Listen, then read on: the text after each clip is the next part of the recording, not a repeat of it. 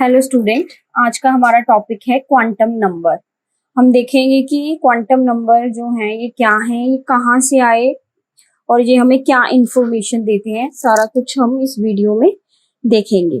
तो स्टूडेंट्स, आपने पढ़ा है कि जो इलेक्ट्रॉन है वो माइक्रोस्कोपिक पार्टिकल है और हमें de Broglie and uncertainty principle के बाद ये पता चला कि जो इलेक्ट्रॉन होता है वो एक वेव है। इलेक्ट्रॉन क्या है? एक वेव है। मींस इलेक्ट्रॉन जो है वो एक वेव है, लाइक दिस। अगर इलेक्ट्रॉन वेव है तो इसके लिए हम इसकी स्टेट को एक इक्वेशन से बता सकते हैं। वो इक्वेशन जो है मींस हम इसको मैथमेटिकली डिटरमाइन कर सकते हैं अगर हमारे पास इलेक्ट्रॉन क्या है, वेव है। तो हमें श्रोडिंगर ने इलेक्ट्रॉन के वेव नेचर के लिए एक इक्वेशन दी है जिसे हम बोलते हैं Schrodinger wave equation. Schrodinger wave equation क्या है? सिंपल फॉर्म में अगर मैं देखूं, ये है हमारे पास श्रोडिंगर वेव इक्वेशन। ये आपकी बुक में भी दी गई है, plus 8 pi square m h square e minus v Sai और 0। हमने स्टार्टिंग में देखा कि जो हमारे पास इलेक्ट्रॉन वेव है उसे तो हम इस सिंबल से लिखते हैं, लेकिन जब हमने श्रोडिंगर की वेव इक्वेशन को देखा तो यहाँ पे क्या है, साई स्क्वायर है। यहाँ पे साई स्क्वायर का क्या मीन है ये भी आपको पता होना चाहिए। हम यहाँ पे साई क्यों नहीं ले रहे, साई स्क्वायर ही क्यों ले रहे हैं? साई स्क्वायर जो है इसी से हमें पता चलेगा कि जो जो वेव है वो किस एरिया में है, उसकी रेंज क्या है। स्टूडेंट्स, आपको बता दूं, जो वेव होती है वो जो रेंज है इनफाइनाइट है, अनंत है। लेकिन जो हमने देखनी है, सपोज कर लो आपने देखनी है कि वेव इस एरिया में, अगर हम कोई एक एरिया में वेव को देखना चाहते हैं तो उसके लिए हम क्या यूज करते हैं, स्क्वायर के लिए यूज करते हैं। मतलब आप किसी एरिया में वेव को देखना चाहते हैं, सपोज कर लो अगर इस एरिया में, यहाँ पे मैं एक रेंज रख दूं, इस एरिया में प्रोबेबिलिटी हम देखेंगे कि वेव की कितनी प्रोबेबिलिटी है। अगर यहाँ पे वैल्यू आ जाए psi square is equal to 1, means wave यहीं पे है इसी एरिया में, इसके बाहर कहीं भी नहीं है, क्योंकि यहाँ पे प्रोबेबिलिटी 1 है। मैक्सिमम प्रोबेबिलिटी 1 होती है, आपको पता ही है। मैक्सिमम प्रोबेबिलिटी 1 होने की वजह से आपको पता लग जाएगा कि यहीं पे वेव है, इसके बाहर कहीं भी नहीं है। तो साई स्क्वायर से हमें पता लगता है कि रेंज वेव कितनी है, कहाँ पे है, उस एरिया में उसकी कितनी प्रोबेबिलिटी है इलेक्ट्रॉन्स की, इससे हमें पता चलता है। तो इस वजह से हम यहाँ पे क्या ले रहे हैं, साई स्क्वायर। तो स्टूडेंट्स, जैसे कि आप मैथमेटिक्स में कोई इक्वेशन को सॉल्व करते हो, जैसे कोई भी मैं यहाँ पे इक्वेशन ले लूं, उसके लिए एक्स स्क्वायर है, जो इसकी हमारे पास कोई भी वैल्यू आती है ए बी। सेम वे अगर हम श्रोडिंगर वेव इक्वेशन को भी सॉल्व करें एज ए मैथमेटिकल इक्वेशन, ये सेम ऐसी इक्वेशन की तरह ही है, तो हमारे पास जो वैल्यूज आती हैं वो ही वैल्यूज क्या है हमारे पास, quantum number. Quantum number means हमें जो क्वांटम नंबर हैं वो कहाँ से मिले हैं, श्रोडिंगर वेव इक्वेशन से मिले हैं, जो कि इलेक्ट्रॉन को फुली क्या करते हैं, डिस्क्राइब करते हैं। एवरीथिंग रिगार्डिंग द इलेक्ट्रॉन वो हमें बताते हैं। तो सबसे पहले हमारे पास आता है प्रिंसिपल क्वांटम नंबर,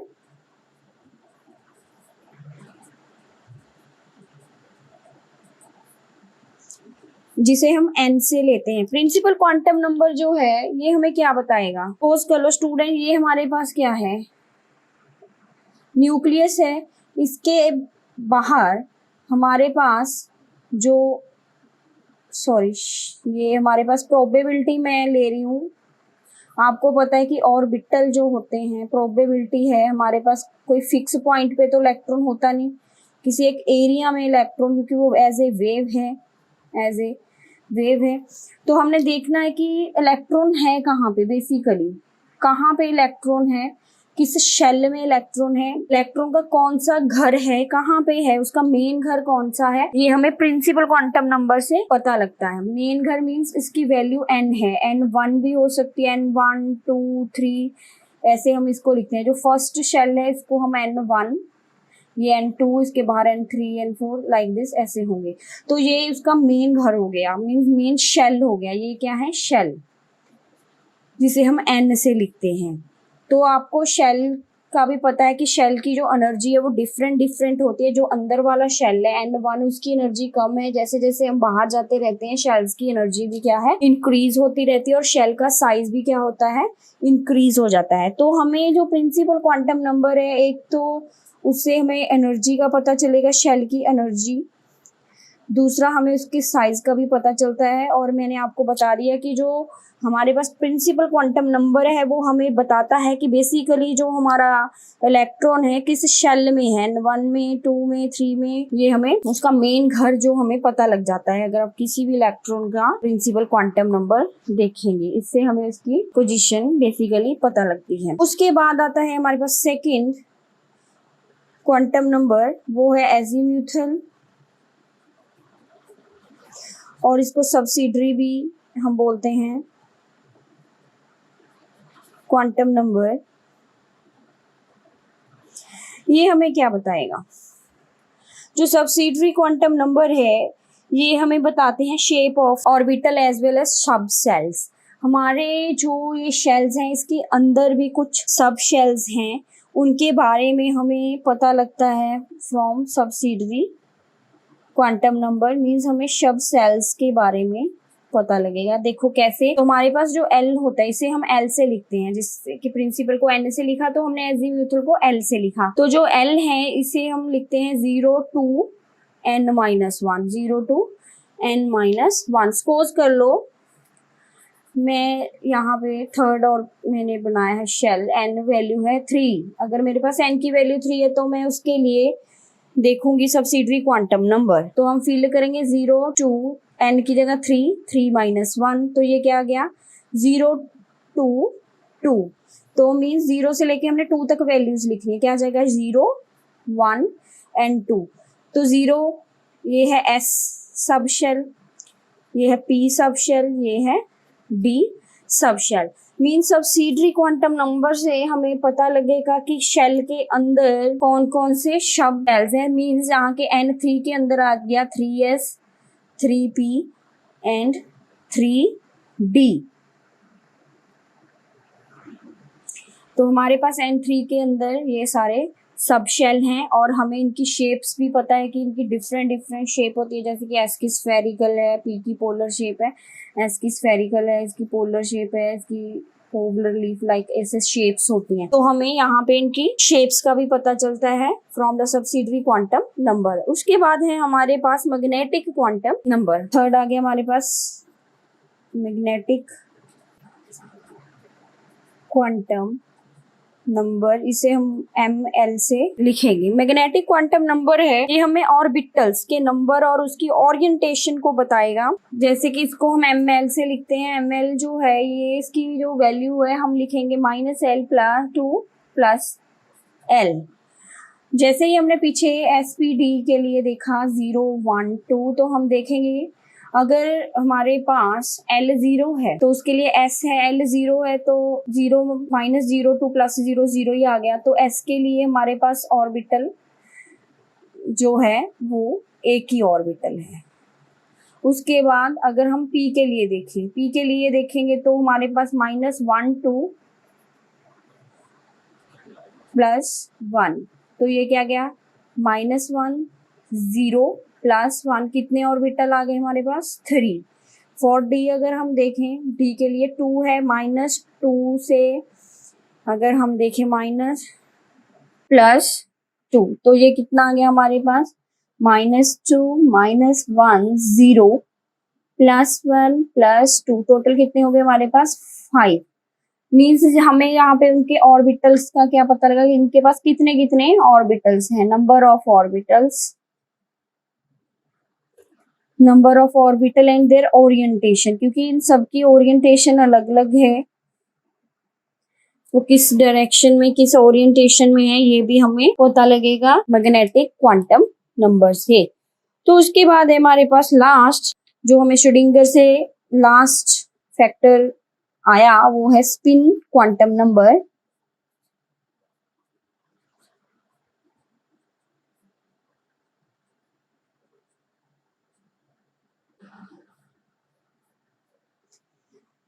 तो स्पिन क्वांटम नंबर में आपको एक लाइन जो है मैं यहाँ पे लिख रही हूं, each orbital can have maximum 2 electron of opposite spin.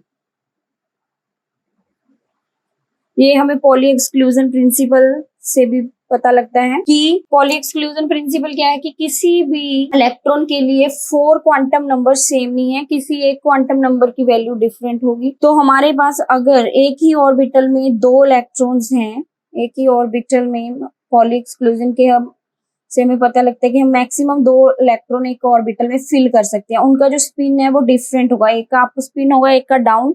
अगर दोनों का स्पिन सेम हो जाए तो चारों के लिए क्वांटम नंबर क्या हो जाएगा, चारों क्वांटम नंबर सेम हो जाएंगे, जो कि पॉली एक्सक्लूजन को क्या है फिर फॉलो नहीं करेंगे। अगर कोई इलेक्ट्रॉन पॉली एक्सक्लूजन को फॉलो करेगा, उसके लिए उसका जो 4th क्वांटम नंबर है वो डिफरेंट होना चाहिए। इस वजह से जो स्पिन है वो डिफरेंट होती है अगर 2 इलेक्ट्रॉन है इन सेम ऑर्बिटल, एक है प्लस हाफ, एक है माइनस हाफ। इसको हम क्लॉकवाइज और इसको हम बोलते हैं एंटी क्लॉकवाइज।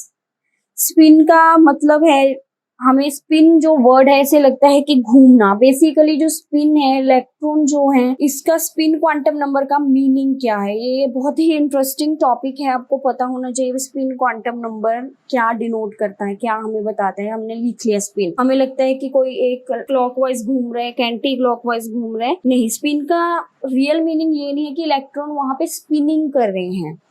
तो हमारे पास स्पिन जो है बेसिकली ये एंगुलर मोमेंटम से रिलेटेड होता है। एंगुलर मोमेंटम जो है, ये जो हमारे पास जैसे कि इलेक्ट्रॉन है, प्रोटॉन है, न्यूट्रॉन है, इनकी सभी की स्पिन होती है।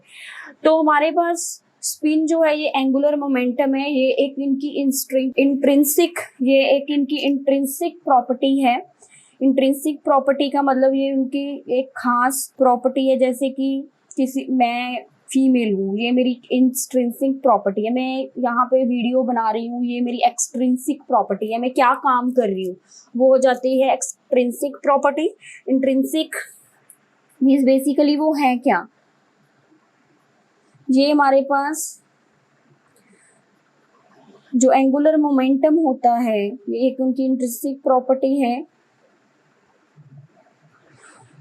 जिसे हमें स्पिन कह सकते हैं। तो हमारे पास 2 इलेक्ट्रॉन्स का एक पॉजिटिव और नेगेटिव यहाँ पे हमने देखा स्पिन है। इसके बारे में एक अलग से वीडियो है अगर आप समझना चाहते हो कि एंगुलर मोमेंटम क्या है, स्पिन क्वांटम नंबर बेसिकली है क्या, रियली क्या जो इलेक्ट्रॉन है वो स्पिन करते हैं, क्यों हम इस यहाँ पे स्पिन क्वांटम नंबर लिखा है, ये सब हम उस वीडियो में डिस्कस करेंगे।